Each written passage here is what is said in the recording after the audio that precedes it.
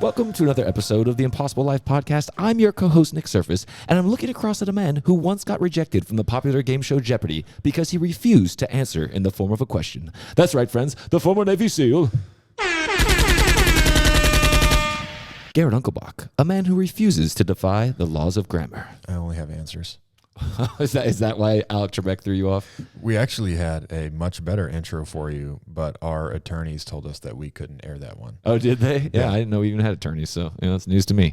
Nick tried another intro, but our attorney shut it down. Yeah, that wasn't our attorney didn't shut it down. I just Garrett was being difficult as always, so I gave him a fake intro that was just a stinger for him, and I think he enjoyed that one more. Unfortunately, you will never hear it on air, nor will you ever know what I said. Anyways, moving on. So today's episode is actually titled The Architecture of Deception, which I feel like it's some Law and Order episode. Like we should have some dramatic sound effect. Hold on.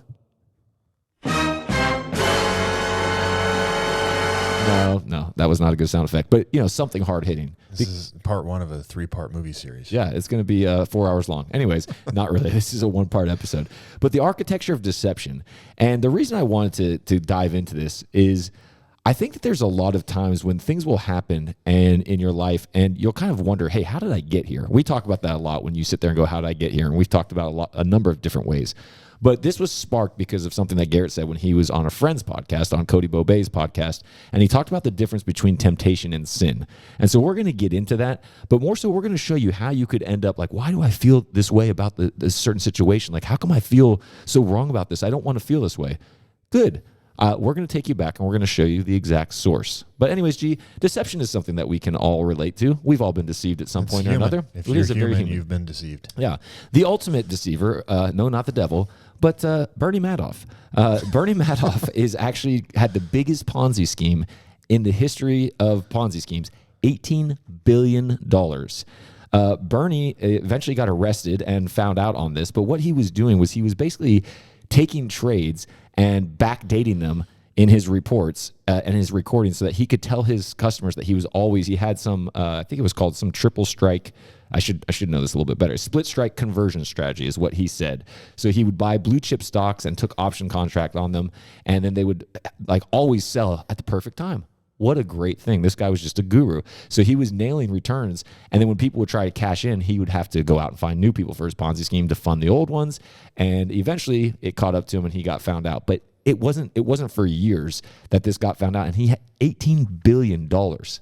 And a number of people caught up in that. Can you imagine that? Like you find out, wait a minute, this guy I've been giving my money to that keeps telling me about how my money's growing. Actually, it's not there at all. And he, just like the recent issue with the FTX and Sam Bankman-Fried, he deceived a lot of people. Yeah. A lot of people really believed it. Yeah. I mean, yeah, it's kind of crazy how when you get into these things, it always starts with something simple, doesn't it? And they gloss over some information that people just go like, oh yeah, okay, makes sense. And they end up at a completely different point. Well, hey, that's a pattern that we're going to go into because we all get deceived like this in our daily life. Let me share a little story with you guys about a time when I got deceived. And this is, you laugh, Garrett, but this one really... Is this morning or... No, this was not this morning, dude. This was years ago when I lived in England. You're definitely in a feisty mood. I just got back from New York, and I was away for a few days, and Garrett feels that I did not get enough abuse clearly while I was there, so he's making up for lost time. So well done, G. But every day's, today matters, Nick, and every day is a good opportunity to give you a dose of abuse. Well, I appreciate that. Your ministry of equanimity continues. Anyways, so back in 2000 and I think it was 2011. It was 2012 because I remember we were just pregnant with our first kid.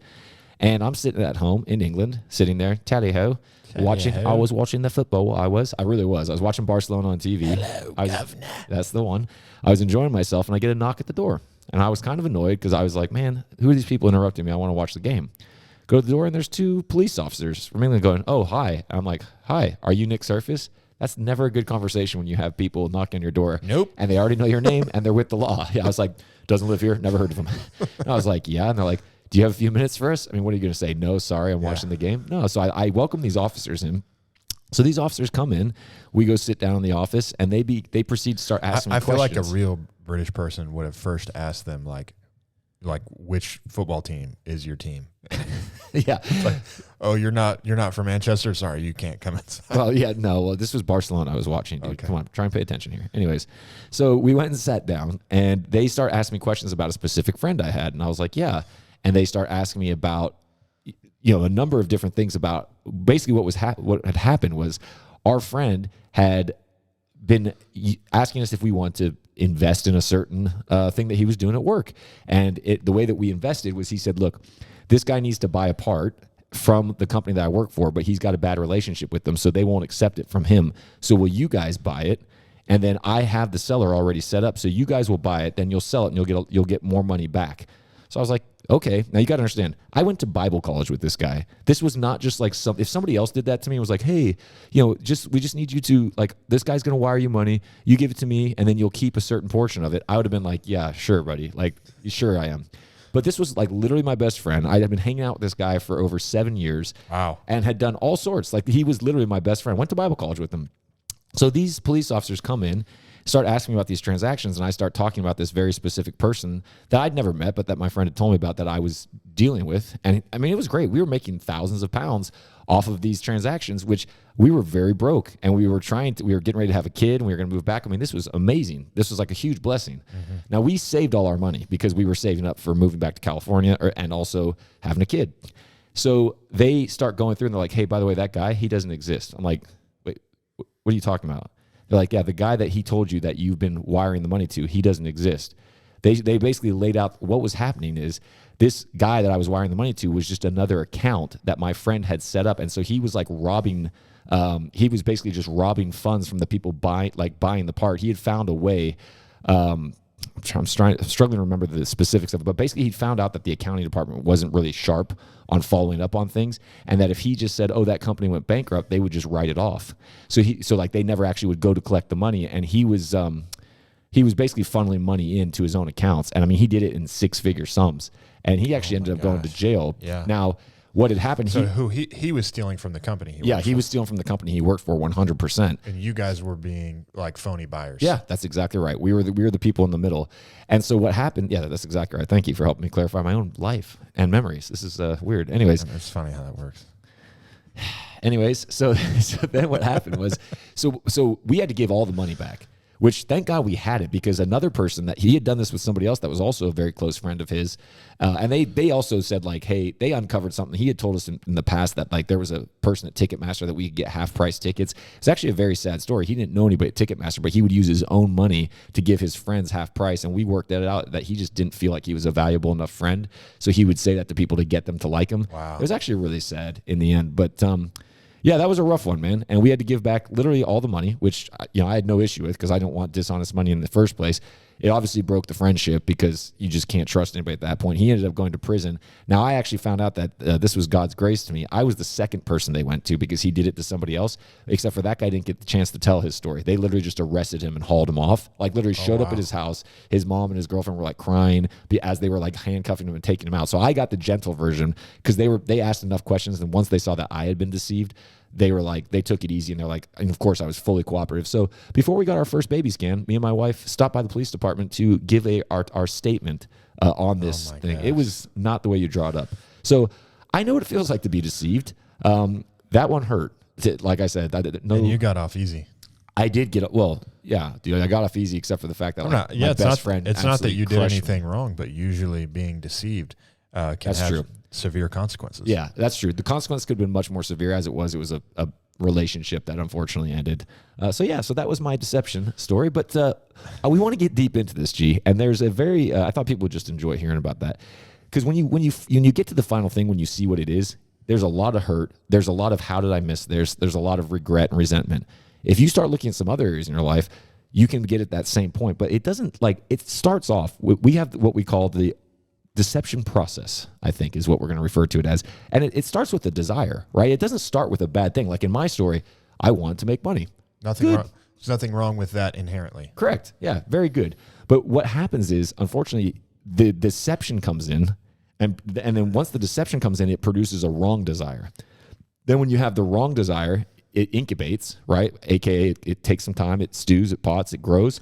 And then that's when it actually turns into sin, or that's when it turns into the place of like, oh my gosh, how did I get here? This is not what I ever wanted. There's a scripture in James that elaborates on that process. It's one of my favorite chapters in the whole Bible, James 1. And James 1:13 through 15 says, "Let no one say when he is tempted, I'm being tempted by God. For God cannot be tempted with evil, and he himself tempts no one." Verse 14, "But each person is tempted," right? Here's what temptation looks like. Verse 14, "But each person is tempted when he is lured and enticed by his own desire." Then, okay, so That's this the is process. this is Yeah. temptation, right? You're lured and enticed by your own desire. Then desire, when it has conceived, gives birth to sin, and sin, when it is fully grown, brings forth death. Right? So it starts with desire, and then desire is conceived. That's a deception, right? So this wrong desire is allowed to stay in a place that it shouldn't stay, right? And eventually, if you don't get rid of it, it's going to give birth to sin. And you keep that sin in your life long enough, it'll produce death, right? And that doesn't necessarily mean your own death, but something's going to die. Yeah. And we see this like in pop culture. There's funny things in movies where they're like, how could something so wrong feel so right? And like, you know, they say it kind of with a humorous tone, but no one would ever say, hey, Garrett, how do you feel about waking up and just blowing up your whole life today? Does that sound like a good thing? Like nobody would do that. When you present sin to someone in a clear method like that, you're like, hey, do you want to ruin your marriage? Hey, do you want to die from self-inflicted diseases, right? Like any of the things that sin will produce in your life. No one's attracted to those things, but through your own desires and Satan twisting them, right? God never tempts us. Satan tempts us. Yes. What God does is he tests us, and we'll talk about that. But Satan always wants to tempt us in the middle of the test, right? And he's going to give you a different way out. Yeah, right? that's good. The original temptation. This is Adam and Eve in the garden. And what does Satan say to Eve? He's like, well, surely God didn't say that you shouldn't eat of this tree, right? He said, like, he's going to say, well, did God really say that? He's like, is that really the way that it is?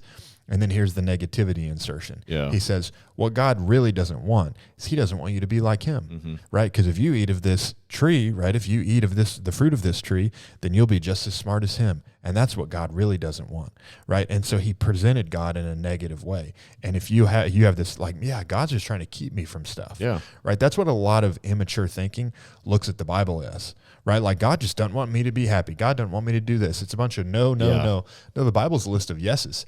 Yes, live a great life. Yes, have a great marriage. Yes, produce. Yes, be useful in the earth, right? It's all of the yeses.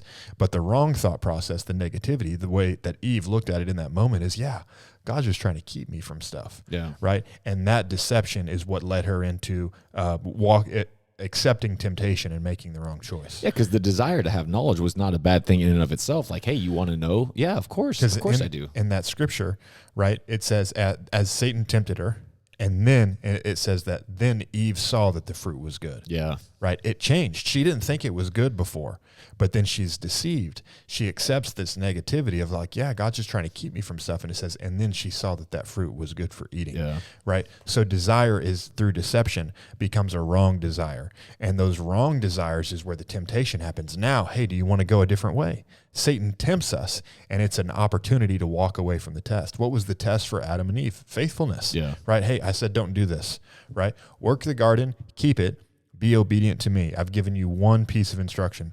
Don't eat of this tree, ever. Right? And that's a test of faithfulness. Just maintain. Just do what I said.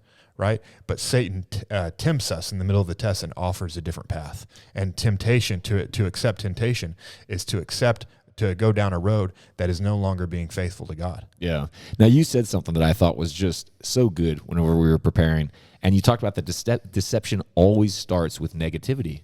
And as we started breaking down, we're going to get into some very specific areas where literally every person listening to this will be able to relate to deceptions that we've all probably bought, and we'll show you what it looks like at the end and how to stop it. Before we go deeper, I want to, you mentioned where it came from, but I want to mention what it was from Cody's podcast, what I talked about. And really one of the things that I want that we're visiting today, and I want all of us to take away from this, it's a great reminder that we should always have, that there's a difference between temptation and sin. Yeah. Right? Like if I just presented sin to you, you would say like, that's disgusting. Yeah. Right? If I put sin clearly in front of you, like, man, I don't want that. Right? Like you can lust for a woman, right? But that's not what sin produces. The fruit of sin is, hey, do you want to have zero great relationships in your life? Hey, do you want to you want your wife to hate you and leave you? Is that what you want? Like, that's if I put the fruit of sin in front of you, you're gonna say that's disgusting. Yeah. Why would I ever want that? But temptation is what leads us into sin. So don't be like Jesus was tempted. Yeah. Right. And Satan also tempted Jesus with negativity. He said, if you're really the Son of God, he was trying to, because Satan's favorite sin is ego and vanity. And he tried to use that on Jesus. He said, if you're really the Son of God, you would do this, right? If you're really the Son of God, you would do this. Jesus was tempted, but Jesus could not be deceived, right? So he never engaged. He never went down that path. But temptation is that time where we get deceived and then make a wrong choice. So just one of the things that I talking about with Cody, that I've had this conversation many times with people that we need to have awareness of, is that just being tempted is not sin, right? And the enemy will also try to shame you in temptation. Yeah. It's like, hey, you've time. already thought about it. You've already considered it, right? But you haven't made the choice. Right. And don't let him shame you down a road that you've never, shame you about going down a road that you haven't actually walked down. That's good, G. Yeah, because I think a lot of people do get tripped up on that when that happens. Now, you talked about that temptation will come in the test, and you talked about in Adam and Eve. It gives you, this is pretty consistent in all things, is that it's giving you a way out of the test, right? Because as you said, like, God will test us, and the test is always faithfulness. This is James 1, right? Yeah. In that same chapter, the test is faithfulness, yeah, right? Which is our endurance muscle, right? Endurance is your ability to stay faithful. And it says when your endurance is complete, you'll be mature and needing nothing. Right. Why is God testing our faithfulness? Because he wants us to be our best. Yeah. He wants you to grow. He wants you to become mature and not need anything. So he's like, hey, let me give you these opportunities to grow your faithfulness. God's trying to grow us into greatness. Satan is trying to tempt us into destruction, and the temptation is an interruption of the testing process. Right. So the place to really, if you really want to start getting yourself purified and getting rid of some of the crap in your life, you got to learn to start killing this thing before the wrong desire happens, right? Which means the deception part, which is the negativity, is where you got to cut it out. Absolutely. Most people's understanding of, they're like, man, I keep saying yes to the temptations. Yep. Right. And this would be like, an analogy for me that if you've ever managed a yard, right, or tried to keep weeds out of a yard, this will make sense to you. If you actually care about the way your grass looks, like, you want to keep the weeds out of your yard. And if weeds start popping up in your grass, right, you're going to go out there and pull them. And if that's your method for keeping your grass clean of yards, is like, hey, when it pops up, I'm going to get rid of them. Some will get through the cracks. You can be very disciplined, right, in removing weeds from your yard, but the one day that you don't, or it rains and you don't go out there, or, you stayed late at work and it's dark outside and I can't see the weeds anymore. Like, cause I tried this, right? When I first bought my house, like, I was trying to get the weeds out of my yard. And I was like, man, whatever I try, like, they keep popping up. I was very disciplined about it. I was working at it all the time, trying to keep weeds out of my yard. This is, if you're really disciplined, you can do mostly good at saying no to temptation, but some will slip through. But if you actually don't want weeds in your yard, you have to put down this thing called Preemergent. Right. Before the weeds ever take root, you put down something that blocks them from having a foothold in your life, right? And so this is the difference between, trying to cut off sin at the temptation versus cut off sin at the desire and the deception, right? To put down Preemergent is to put yourself in a position in life where I want God's desires for my life, right? I'm going to make sure I have right desires, but also I'm going to choose to always be positive, right? If I'm never negative, then I'm never going to go down the temptation process, right? Anytime I choose to be negative, and we're going to get into this here in a second, how all the different ways that you can be negative will lead you to sin, will lead you to looking at this thing. It's like, man, ruining my marriage sounds disgusting. Wasting my life sounds disgusting. But I will talk about the things that are negativity that'll make you desire those things. Yeah, very good. Right. So instead of trying to cut off temptation at the very end of the equation and just like be disciplined and have to say no all the time, which you do need to be disciplined, why don't we learn how to cut off temptation at the very beginning? Let's put some Preemergent down on our grass, and then we're not trying to pull weeds up every day. That's so good, G. So I hope everybody hears that. Like, Pastor Keith is huge his very first book was How to Stop the Devil's Number One Weapon, and it was about negativity.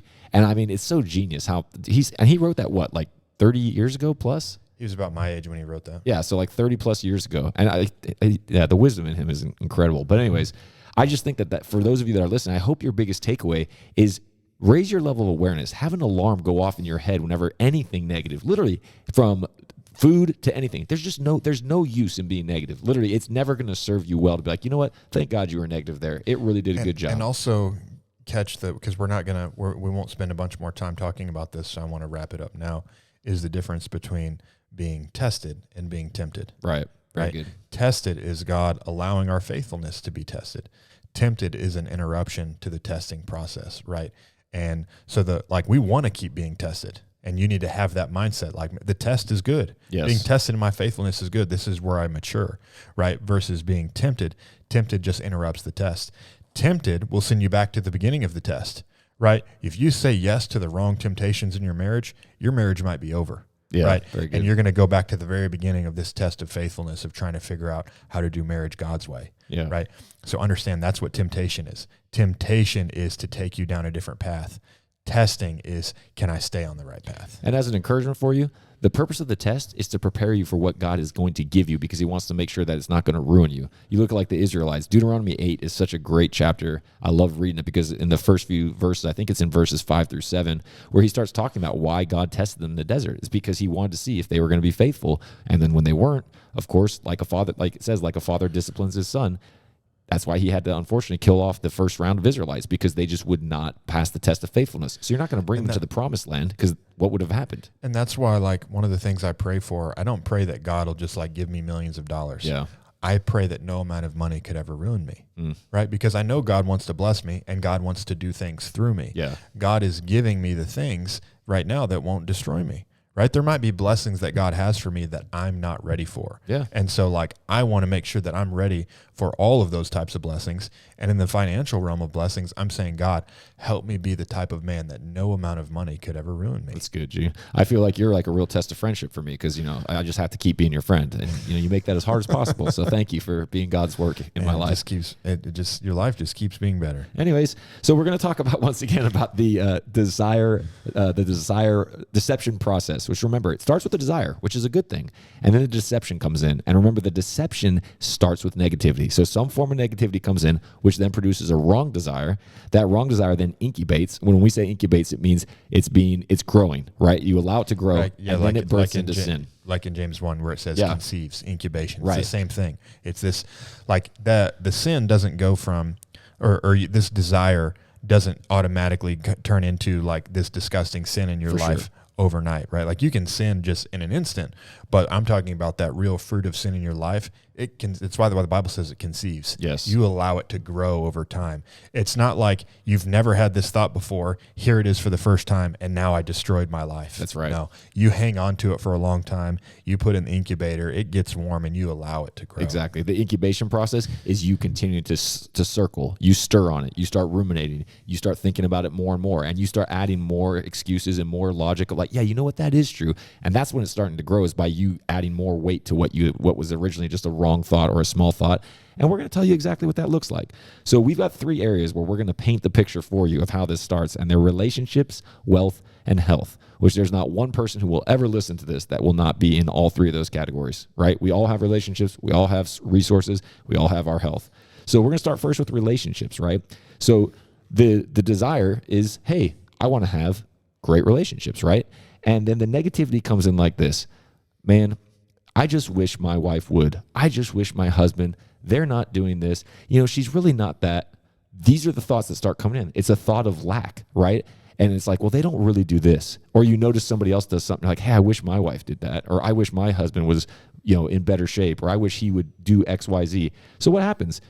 The wrong desire that's birthed is you start desiring a better partner. Yeah, well, first off, that the lack in this case is that, Nick and I are both men, right? And we have wives, and we could look at our wives and say, my wife isn't this. Right. Both Nick and I have wonderful wives who are great, great wives. Facts. And great mothers. And there's so many amazing qualities about both of our wives. But it doesn't matter who your wife is, yes. right? You can look at your wife and say, but you're not this. Right. And that's focusing on lack. Mm-hmm. And lack is a form of negativity. This is the beginning of the deception. Anytime you're in the lack category, we're going to talk about different negativities with wealth and with health. But here in relationships, we're talking about the negativity of lack.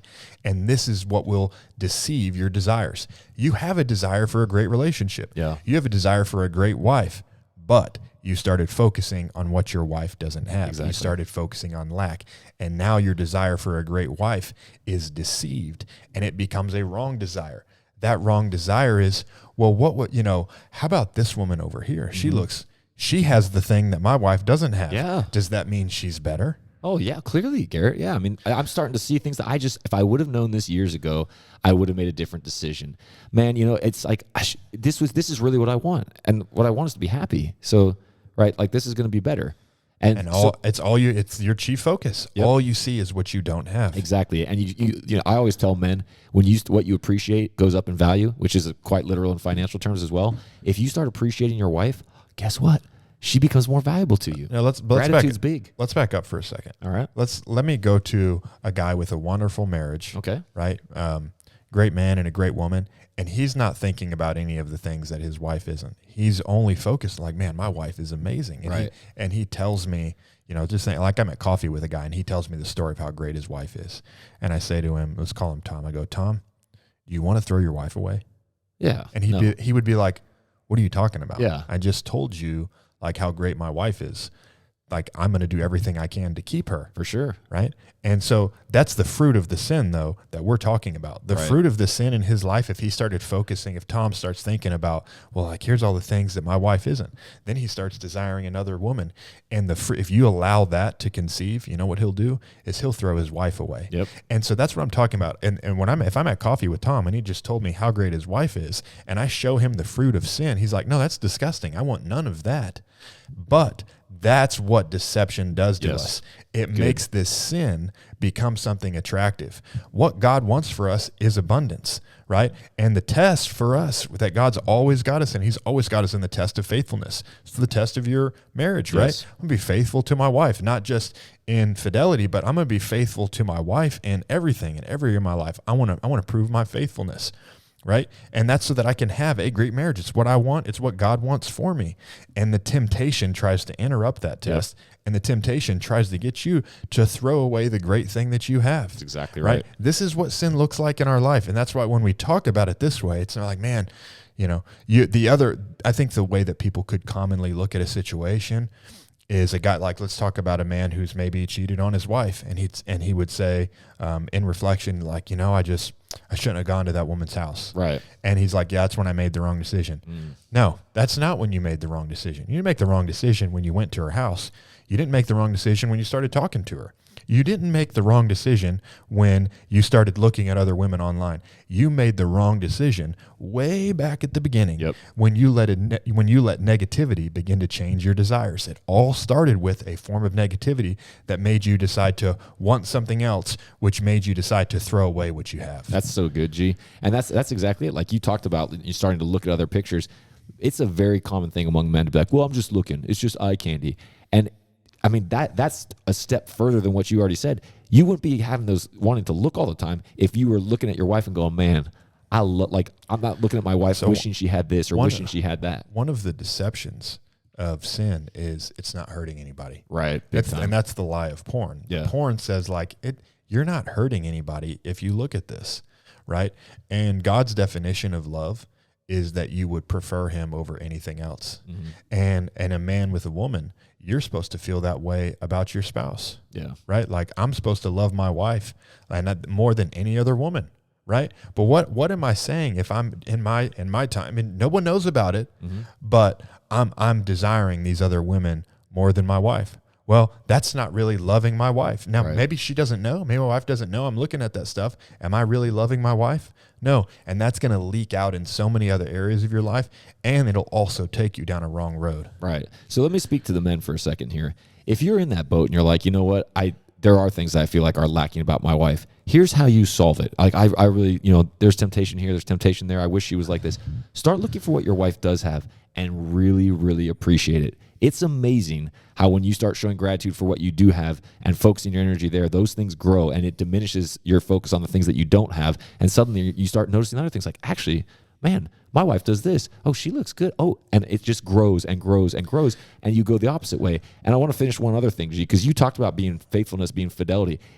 if you're sitting there going like, I wish my wife did this, one of the things that I've watched Garrett do, and I've also learned myself in my own marriage, you have to go first. If there's something that you would like your wife to do or you would like to have in your relationship, guess whose responsibility it is to bring it about?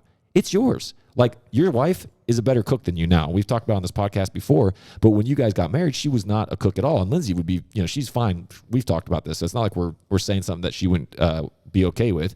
And she's learned what you taught her. You took it on board to say, I want my wife to be able to cook certain meals because you have high standards on things. So you guys learned to cook together. And then now she's gone on and just become like a wizard in the kitchen. It's one of the, like, when we go out for date nights most of the time. Yeah. But, because we have young children too. So that's part of it. We want to go have alone time. But sometimes either her parents or my parents will watch the kids. And a great date night for us is we actually really enjoy cooking together. Yeah. And that's where it started. I wanted her to be good at cooking because I like good food. Right. But also, I showed her how much before I was ever married, when I lived by myself, I was good at cooking. Right. Because I like good food. And so she learned to love it that way. But then she also realized, like, man, I also love it because Garrett loves it. And I want to serve him in that way. But that's not where it started. Right. And you didn't hang it over her head like, hey, you need to do this because this is something that I require. Because now it's, now that's a conditional thing. No, she saw we did it together, and she's like, well, this is actually fun. And like, how great is it to like make good food? Yeah. Who doesn't like good food? Right. And my wife is also, she's an influencer and a producer, and she enjoys serving other people. Right. And so she's like, man, what a great thing that I can give people tasty food. Yeah. I mean, her superpower, self-stated, is making people fat. And yeah. I can. All my children are very healthy. my dog is in the category of beyond healthy. Man. Yeah. Your dog does not have as much restraint as humans. Anyways, but the point is, so we give a very fair, like a fun one. But like, if you're sitting there going, man, I wish my wife was in better shape, guess whose responsibility it is to start leading by making exercise together fun and quality time. Not like, hey, hurry up, why aren't you lifting as much as I am? Why can't you do this? It's like, hey, you know what? Let's start going for walks together. So we didn't plan to talk about this. We didn't, but I think it's important. This is the opposite side of it, right? Satan tempts you or changes your desire and then eventually tempts you, and all the beginning of it is with negativity. Yes. Right? If you want to positively, right, the Greek word for temptation is about it uses the metaphor of a fish hook and bait, and that you bite onto it and take the bait the wrong bait, right? But you could also do the same thing with your spouse, with whoever it is, and instead of talking about the negative, talk about the positive. Like Lindsay was not into running initially, right? And I was doing it. And what I talked about with her, now she loves running. Yeah, right? she does. And what I initially talked about with her was, I said, like, wouldn't it be great? That was the beginning of the conversation. Right. I said, wouldn't it be great? I talked positively about us running together, and we enjoy going out and running together, right? And one of my wife's things that's one of her love languages is quality time, that we would spend time together. I said, babe, wouldn't it be great if, like, say we're on vacation together in this place or places, I'm talking about all the places that we like, and we get up in the morning and go out for a run together. And you know what she likes, what I knew she liked? I knew she likes us being together, and I knew she likes those places. Right. And I associated running to that. And she's like, you know what? I would enjoy that. I would enjoy us running together. So that's what we started doing, right? So I didn't talk about, like, hey, you know what? Why aren't you a runner? Right. Why don't you, like, learn how to run like me? Right? That's the wrong place to start. Don't start with the negativity. Right. Don't start with the lack. Start with the positivity. Start with what could be. Mm-hmm. And guess what? You have to be consistent with that. It can't just start there. It has to keep going with the That's positivity. just the beginning. Exactly. I'm not going to go into the whole way to convert a thought process into fruit. That's a different podcast. But I'm saying the same way that negativity will take you down a wrong road, positivity will take you down a right road. Good. All right, let's move on to wealth, resource. And we're going to focus specifically on money. Right. And so the negativity is fear. What comes in is you start thinking, and there's a number of different ways that this can come in, but I'm gonna lose my job. Right, what if, and then insert whatever bad story. The economic boogeyman. Right. Economic boogeyman comes in. What if you just insert anything. What if I lost my job? What if a recession happens? What if one of my investments went bad? Or like, and then other things like, well, God doesn't really want me to be abundant. Like God, I don't know about this abundance thing. Like the prosperity gospel, that's just bad. Like Jesus was poor. Like these are the thoughts that come into people's minds. And there's a fear, right? It's either a fear of getting too much money or it's a fear of losing everything that you have. And so what does the wrong desire become, G? What does it look like? It's you start relying on yourself. Like, well, you know what I need to do? instead of being like, hey, this is what God says to do with money, what I need to do is I need to start putting a lot more away. Dude, I can't be generous here because if this happened, I would actually need this money. Like I need to have 18 months of savings, right? So the initial desire Yeah. is to like be able to care for your family. Right. And the Bible says, like, if you can't care for your family, you're worse than an unbeliever. And I won't go down the rabbit hole of that scripture, but it says that, right? Yeah. And so it's important to God that you be able to care for your family. We should all have that desire. For sure. Right? But instead of having a positive attitude about that, listening to the scriptures where God says, why are you constantly worried about the ability to feed yourself? Don't you know that I feed the animals and the birds? I'm going to take care of, and those are not my children. How much more am I going to care for my children? Like if you know what God says about you, right, you know that this is a right desire, right, that you'd be able to care for yourself. However, insert negativity. And in this place for most people with their money, it's fear. Well, what if this? What if that? It's the what if boogeyman, right? The scariest thing in the world. What if, right? And we've talked about before how you should turn those words around. Let what if be the most important words in your life. Well, what if it changes? What if God shows up? What if I could become this, right? But most people have a what if boogeyman in their life. And it's what if the negative imagined future, right? The definition of fear. So what if fear? What if I lose my job? What if the economy keeps getting worse? What if World War III? What if whatever, right? We did a fear podcast about this time last year and talked about people's top fears. And last year it was like, World War III with Russia. Yeah. Now people think it's, World War III with Iran, whatever it is. Like, get the fears out of your life. But that fear, will twist the desire of, I want to be able to care for my family. I want to have abundance. Fear will twist that into, you know what?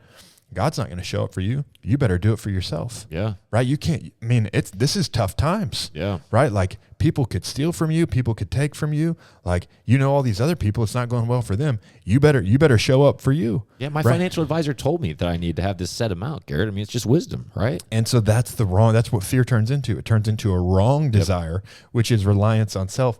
And eventually what that sin will manifest in you is this hoarding mentality, which like the number one way, like I love this, Pastor Keith says this is, he says, most people are trying to get all they can all they get, and sit on the can. And that's hoarding, right? Like I got to get my retirement. I got to look out for numero uno. Yep. I'm going to make sure, Garrett's got bread, right? That's most people's mentality. And that is a poor life. Yeah, that's the definition of poor. Right? Abundance actually leads to generosity.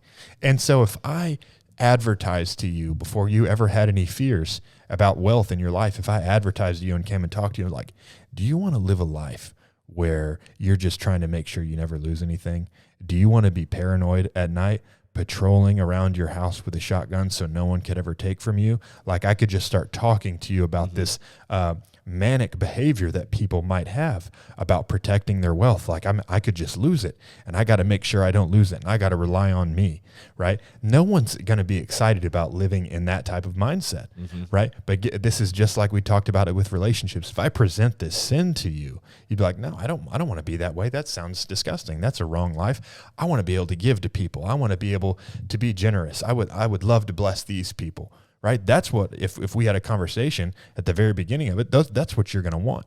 However, when you allow the negativity, when you allow the fear in, it will deceive you. And eventually you will become this miser of paranoia, and I got to make sure that I got mine. And you know what's funny about that, G? Well, it's not funny. I'm speaking very personally from this because I suffer with a lot of anxiety over financial fears. What that would be is it would be like the fruit of sin. What you would say is like, hey, how would you like to get exactly what you want and never be able to enjoy it? Because that's exactly what happens. Oh, I just need to make this much money. And then you do, and all you can do is worry about what would happen if you lost it. And you don't enjoy it. And the funny thing is, the wrong desires of self-reliance is just perpetuates the fear, because the two biggest fears are inadequacy and a lack of love, right? And so at somebody, at the root of all of us, there's something saying, hey, you're not enough, right? That's always a temptation. There's always a fear that you're not enough. And so if you're relying on yourself, you're magnifying that fear, because you're going, well, you know what? There are certain things that I know I can't do. And and it just keeps the what if monster going. And it's a terrible place to be. And I will say, at the base of this, like we said, the self-reliance or the reliance on God, having been a person who struggled with that for a long time, I will tell you there was a very, very clear point where I was like standing on faith in scriptures and quoting them to myself and reminding me what the word of God said. And I remember I just had this moment of clarity. I was like, you know what? At some point, I either just got to trust God and really let go of all this stuff I'm holding on to, or I've just got to keep holding on to it and see how that works out for me. And I already know how it works out because it's been terrible. You've been down that road. I've been down that road. It was the Neo scene in the Matrix, truthfully. And I remember I was like, you know what? I just got to let it go. And I wish I could give you a practical how-to, but that really is the how-to. You truthfully have to be like, you know what, God? I trust you. And I'll tell you what. I was telling a friend about this weekend. In the past 3 years of my life, I've given away more money, and I'm not talking about tithe. I'm just talking about giving away money to people where I see needs and opportunities than I have in the whole entirety of my life before that, by a long way. That's and awesome. You know what's happened?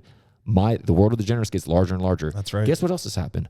All my businesses, everything has gone to a level that I never even dreamed of. What a coincidence. Yeah, it must just be a coincidence. And you know what? Has there been times whenever I've been tested on that? Of course there has. But like I remind myself of who my source is. Yeah, I remind myself of who my source is all the time. And anytime I do that, two things happen. One, I have peace, and two, I have certainty because I know what I'm going to do no matter what. So I just want to say that for anybody that is struggling with financial anxiety. So let's go to this third and last category, and I want to set this one up. Lead us down the road. With health, let's talk. We've already talked about relationships. We've talked about wealth. Let's talk about health.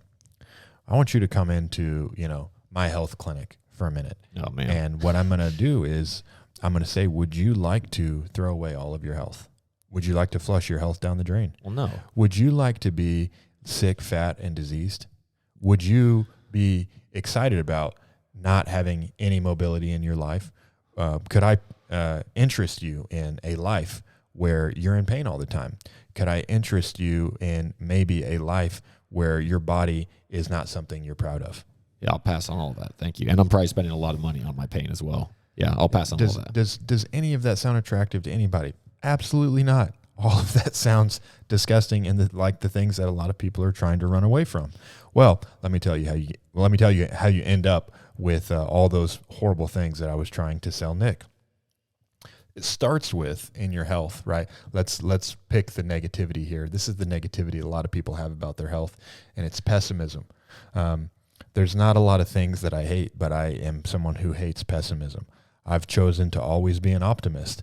When you're an optimist, you turn the wind around. You put the wind in your face, and you have sails. Like I look what's possible, right? But pessimism is the opposite. To say like, man, it's not going to work out for me. I don't have this. Focus on all the things that you don't have. Here's what pessimism might look like in your health. Maybe you didn't hit the genetic lottery, Right. And there's just facts, right? Like I'm not that tall.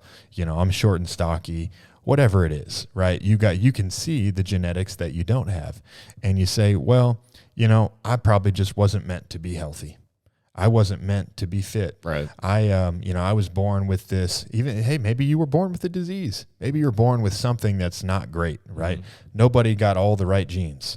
Maybe you're born with, whatever it is, but you decide to be pessimistic about that and say like, man, I just, other people can, but I can't. Right. That's what pessimism sounds like. And that's the negativity, right? So we have facts, and then you can have a negative opinion about your facts, right? Yes, maybe you got, the short straw in a couple genetic categories. And this is just one of the ways that we can look at health. But I'm talking about pessimism about your genetics. Let me say as well, G, because unfortunately, I've experienced every single thing we're talking about. So this is you did get the short straw. This is the voice of experience, not about getting bad genetics, but about being pessimistic. And you will also look at other people and attack their positive. Like, let's say you see somebody, because it's not just that you're pessimistic about yourself. Oh, yeah, you put them on the pedestal. Oh, it must be so easy for them. Oh, I bet you, he's probably on steroids. Look at that. That's the kind of stuff that you think. It's like you try and tear down what they do. You see someone who's in really good shape, and you're like, it must be so easy for you. Or I bet that person is a narcissist. We don't all have time to love our bodies and put it first, right? I actually have kids. Like it. Well, you don't know what that person. That person may have 5 kids. Steve Weatherford has 6 kids. He's in great shape. I think about our friend Jason Poston, who we've had on, who has type 1 diabetes. Yeah, didn't let him hold it back, did he? And he's got 4 kids now. I think so. Right, but people might look and insert whatever. Oh, well, he probably spends all his time. Well, he doesn't. He's looking after his wife and kids. Yeah. But you don't know that. But that's what I mean. This pessimism isn't just about yourself. It's also towards other people that have what you may perceive secretly you would want, but you would never actually admit it. So what this pessimism turns into, right? You just allow this negativity in your life. But where it turns into a wrong desire is you say, well, I can't be like that person, right? I'll never look like her. I'll never look like him. I'll never actually, have the body that I want. So you know what? I'm going to enjoy my body. Yeah.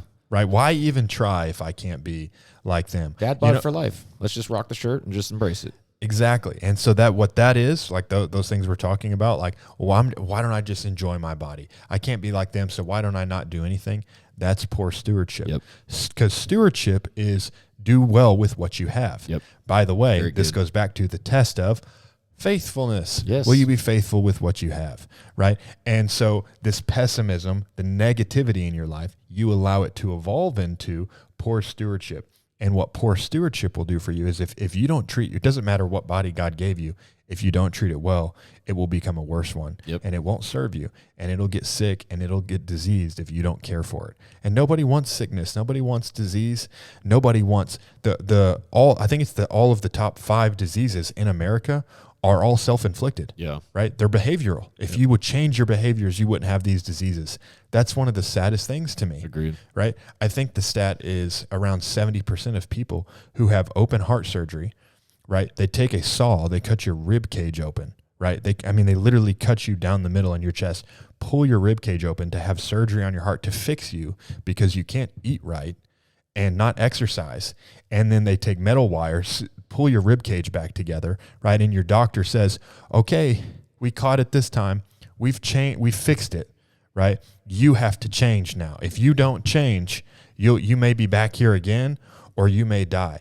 And I want to say the stat is 70% of people who have that surgery due to behavioral issues do not change afterwards. And that's insane. Yeah, I mean, I think it's over 600,000 people a year, way more than what died from COVID, die of heart problems every year in America. And it's crazy, like you said, and it is mostly preventable. Type 2 diabetes, right? Like that is when you neglect yourself long enough that you literally give yourself diabetes. And and how many people have a pessimistic attitude about that, right? This it's not fair.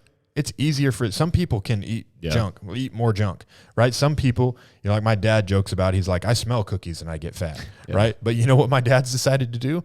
My dad's decided to put his health first and do everything that he could do to be healthy, right? You may be one of those people, and that's not fair. Right? Like I don't have that as much. If I eat right and exercise right, I get results really fast, right? I know it's easier for me than it is for other people. But I also look at myself and I say, I have to hold myself to a higher standard. I have to do very well with what God's given me, right? Don't have a pessimistic attitude about what you have, or you won't be faithful with what you have. You'll be a poor steward of it. And it doesn't matter if you won the genetic lottery or you got the short straw in every category. Poor stewardship will reap poor fruit. Yeah, I love that, G. All right, we're going to wrap up there. There's 3 things really that I thought were so good.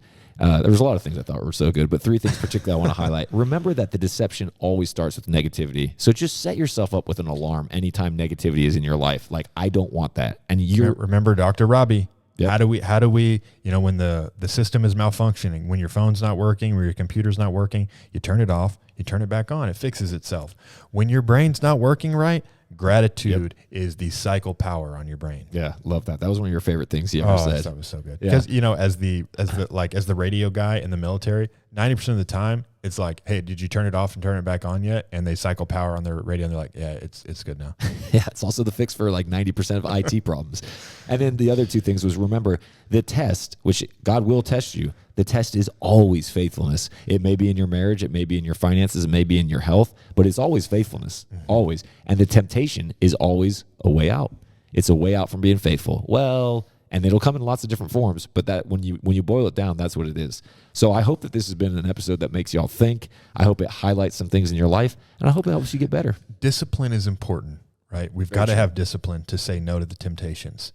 However, don't put yourself in a place where the only thing you have to rely on is discipline, right? I have great discipline, just like I have lots of firearms, right? But I don't live my life only relying on that. Yeah. I have other things that keep me healthy. I have other things that keep me safe.